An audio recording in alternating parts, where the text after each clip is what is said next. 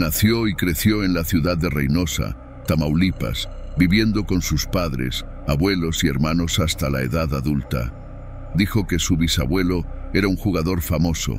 Le gustaba frecuentar bares, beber y beber toda la noche, una costumbre común en aquella época. Siempre lleva consigo un arma, lo cual es normal.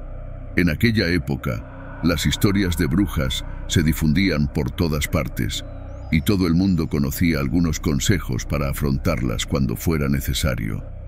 Una noche, después de una larga jornada de juego, su bisabuelo, aunque un poco atontado pero todavía alerta, de camino a casa, miró hacia el cielo y vio un gran búho volando sobre su cabeza. Al principio no vio nada extraño. Amaba a los animales e incluso pensaba que ver un búho era un buen augurio. Pero algo cambió cuando se dio cuenta de que esta lechuza era inusual. No se fue volando, sino que simplemente flotó detrás de él, volando de una manera extraña. Luego escuchó un sonido bajo, como un susurro, pero claramente proveniente de la lechuza, que ahora volaba en círculos sobre su cabeza. Con un escalofrío por su espalda, recordó las enseñanzas de sus padres. Inmediatamente sacó la cuerda que llevaba, comenzó a hacer nudos y a recitar las 12 verdades del mundo. Luego desató el nudo mientras oraba al revés, como le habían enseñado. Lo que sucedió después lo persiguió por el resto de su vida. La lechuza cayó al suelo, pero al mismo tiempo, algo más cayó del cielo. Una mujer exhausta. Ella sacó un arma y le apuntó, lista para apretar el gatillo. Pero al ver que estaba en peligro, le rogó que le perdonara la vida. Ella dijo que sabía lo que le gustaba y que podía ayudarlo a ganar todas las apuestas. Mientras me tengas a tu lado, siempre ganarás, dijo. Pero recuerda, debes tratarme como a un animal. A veces me acercaré, no me ahuyentes. El abuelo estuvo de acuerdo y se fue a casa, casi olvidándose del asunto. A partir de entonces, su suerte cambió radicalmente. Ganó todas las apuestas y nunca volvió a tener dificultades económicas.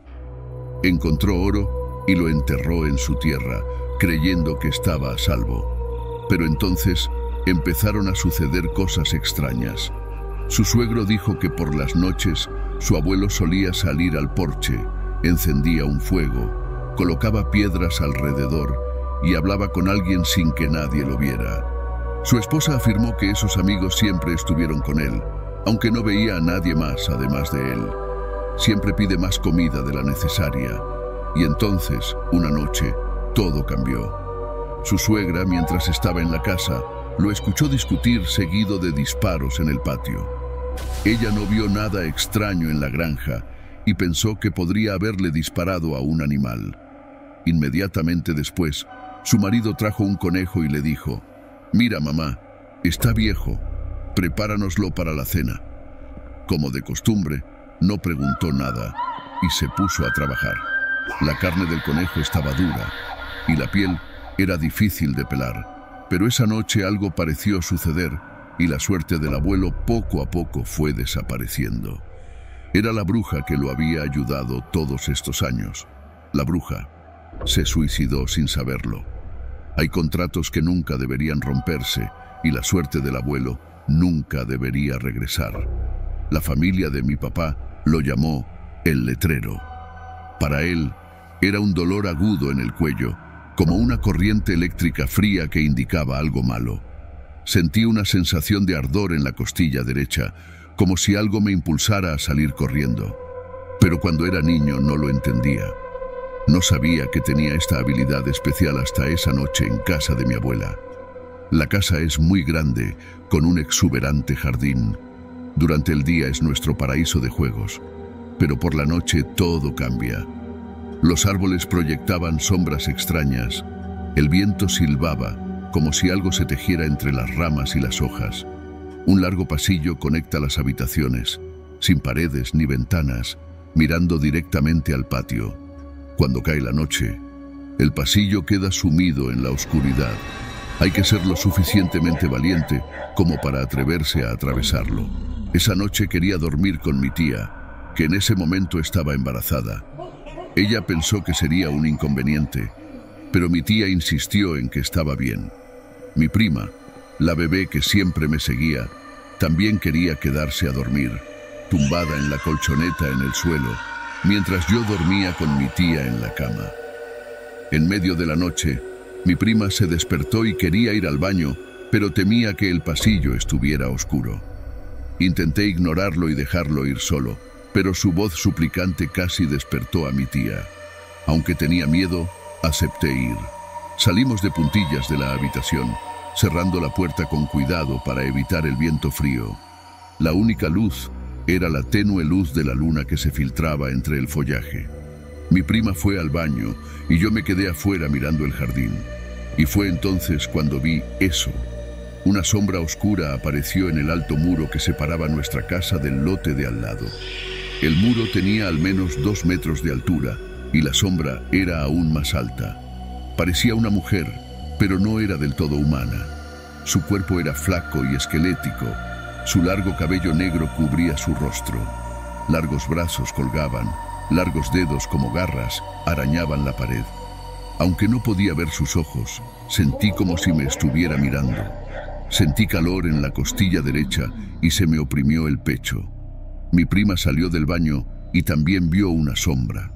Se quedó quieto, tomó mi mano temblorosa, rompió a llorar y tartamudeó el Padre Nuestro. No sé cómo orar, pero cerré los ojos, orando para que todo estuviera bien. Todos los sonidos circundantes parecieron desaparecer.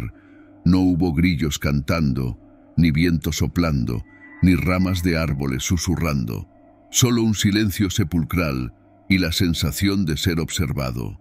Cuando abrí los ojos, vi algo aún más aterrador. Sus ojos grandes y brillantes miraban a través de su cabello. No ojos humanos. Había demasiada oscuridad en ellos, como si estuvieran vacíos, pero aún brillantes como los ojos de una bestia. Luego su cabeza se movió y se volvió hacia nosotros. Lo sentí examinándome, como un depredador eligiendo a su presa. Pensé que iba a morir. El miedo extremo me hizo sentir una fuerza invisible tratando de separarnos, como si algo estuviera separando nuestras manos. Mi corazón latía con fuerza. De repente una luz cálida brilló fuera del patio. Esa es la luz de la sala donde está mi tío. Corrimos hacia él sin palabras. Nos abrazó con fuerza, luciendo confundido. Cuando nos escuchó contar la historia, su rostro cambió. Nos miró serio y preguntó: ¿ves eso? Mi prima volvió a llorar. Mi tío, en un tono que nunca olvidaré, dijo que eso llevaba semanas apareciendo, en la pared o en el porche. Había noches en que mi tía se despertaba con miedo, sintiendo como una mano invisible la estrangulaba. Ella creía que la criatura quería al bebé que llevaba en su vientre. Por eso encontró un perro para proteger a su familia. Unos días después llegó Daisy, un perro pequeño pero valiente. La primera noche, Daisy hizo guardia frente a la puerta de mi tía, sin moverse en absoluto, como si supiera que había algo que necesitaba ser protegido. Y luego, poco antes de que naciera mi prima, a la mañana siguiente todavía dormía allí. Me despertó un ruido fuerte. Las ramas de los árboles golpeaban violentamente el techo de tejas, como si estuviera a punto de haber una tormenta. Pero el aire estaba extrañamente quieto. Daisy empezó a ladrar fuerte, e inmediatamente oí que alguien intentaba abrir la puerta. Salté y abracé a mi tía. Al mismo tiempo que se despertó, se escuchó un fuerte golpe en la puerta, como si alguien estuviera tratando desesperadamente de entrar. Daisy ladró ferozmente y su ladrido se convirtió en un gruñido profundo y amenazador. Entonces oí pasos, no en el suelo, sino en el tejado. Los pasos eran lentos pero pesados, como si alguien caminara sobre ladrillos. Mi costilla derecha se sentía caliente, como si estuviera ardiendo. El ruido se detuvo de repente cuando mi tío abrió la puerta, sosteniendo una linterna y saliendo al pasillo. Todo volvió a estar en silencio. Se quedó allí, mirando al techo, como si todavía pudiera sentir lo que yo estaba sintiendo. También siento, en mi costilla derecha, que eso no ha desaparecido del todo. Cuando nació mi prima, mi tía se fue. Nunca volvimos a ver la sombra en la pared, ni a sentir su presencia. Pero nunca olvidaré esos ojos, ni la sensación de enfrentar algo que no debería existir. Entiendo que mis habilidades no son solo un regalo, sino también una advertencia, una puerta a lo que otros no pueden ver. Y desearía no haberlo visto tampoco. Muchos años después, cuando entré a la universidad, estudié en el extranjero, en España. Allí conocí al hombre que se convertiría en mi marido. En septiembre pasado nos casamos. Como no habíamos visto a nuestra familia en 2 años desde que estudiamos en el extranjero, decidimos regresar a casa para visitarlos por unas semanas. Mi relación con mi familia materna es bastante distante, especialmente después de que mis padres se divorciaron. Tampoco apoyaron mi matrimonio, diciendo que me casé demasiado pronto. Entonces decidimos quedarnos con la familia de mi madre. Mi padre vive en un pequeño pueblo, rodeado de bosques y montañas. Cuando llegamos, toda la familia nos recibió muy calurosamente. Al principio nos quedamos en casa de una tía. Luego un primo de papá nos invitó a su finca, ubicada lejos del pueblo. Tanto a mi marido como a mí nos pareció una buena idea, porque podríamos conocer a otros familiares que nunca habíamos conocido debido a la distancia. Cuando llegué, me di cuenta de que el camino estaba muy accidentado y no tenía luces. Aunque la granja tiene electricidad, el aire allí es mucho más viciado que en la ciudad. El viento que soplaba entre los árboles emitía un sonido siniestro, como si algo invisible los incitara a seguir adelante. Sin embargo, el primer día transcurrió con bastante tranquilidad. Caminamos y hablamos con la familia. Pero esa noche, después de cenar, empezaron a contar historias y leyendas locales, probablemente queriendo asustar a mi marido porque era extranjero. Una de esas historias llamó inmediatamente mi atención. Es la leyenda de una mujer vagando por las colinas. Se dice que se alimenta de niños y bebés, y sus extremidades delgadas y deformes le permiten moverse terriblemente rápido, como una araña. Sus pasos eran inconfundibles, sonidos pesados como garras rasgando el suelo mojado. La llamaban la bruja del cerro. Al escuchar esto, un escalofrío recorrió mi espalda. Esa historia inmediatamente me recordó mi encuentro con una bruja cuando era niño. Esa noche, por suerte, dormimos bien, pero la segunda noche las cosas empezaron a empeorar. Llovió. Me desperté en mitad de la noche por un ruido extraño afuera. Hay algo arrastrándose en el barro. El sonido era extraño, irregular, como si algo pesado y torpe se moviera con dificultad. No parecía un perro, ni ningún otro animal que yo conociera. Solo escucharlo es suficiente para que se me erice el vello de la nuca. En ese momento, sentí un dolor agudo en la costilla derecha, una sensación de ardor que había experimentado varias veces en mi vida. Sé exactamente lo que indica. Fabián y yo no pudimos dormir esa noche. Las noches siguientes el ruido continuó. Peor aún, parecían estar cada vez más cerca, como si lo que estaba haciendo el ruido se volviera más audaz. El dolor en mis costillas no desapareció, al contrario, se hizo cada vez más intenso. Una tía notó lo cansada que me veía y me preguntó qué estaba pasando. Le dije lo que oí, pero ella permaneció en silencio, con el rostro lleno de pensamientos. Un día después, mi marido y yo fuimos al pueblo a despedirnos de todos. Nos prestaron una camioneta para regresar, pero en el camino de regreso a la finca, la camioneta vieja se averió en medio del camino. Atrapados en medio de la nada, cada vez estaba más oscuro, no nos quedó más remedio que caminar. Encendimos la linterna y comenzamos a caminar. Al principio hablábamos y reíamos para olvidar nuestro miedo. De repente, mi marido se detuvo y miró hacia atrás. Su rostro cambió, pálido. Sus ojos mostraban claramente horror. ¿Qué está pasando? Logramos, pregunté, aunque ya sabía la respuesta. Mi costilla derecha estaba caliente y dolorosa. Hay algo detrás de mí, algo que no debería estar ahí. Antes de que pudiera darme la vuelta, mi marido me agarró la mano con fuerza y me susurró con voz temblorosa: «¡Corre!». Fue entonces cuando escuché ese sonido. Los pasos pesados y crujientes que había escuchado por la noche ahora estaban detrás de nosotros, acercándose, persiguiéndonos. Corrimos como el infierno, pero en un momento de desesperación no pude evitar dar marcha atrás. Y lo veo. Una extraña figura desnuda, con el pelo gris cayendo sobre un rostro desaliñado. Las extremidades son anormalmente largas y están dobladas en ángulos imposibles. La piel es gris y agrietada como barro seco. Lo más aterrador fueron los ojos vacíos pero brillantes, mirándome como si me conocieran, como si supieran algo que yo no sabía. La forma en que se movía era retorcida. Cada paso parecía emitir un crujido seco que resonaba en la oscuridad. Llegamos a la finca casi agotados. Mi marido cerró la puerta de golpe y ambos corrimos hacia la casa. Nuestros tíos y primos salieron corriendo, asustados al vernos entrar en pánico.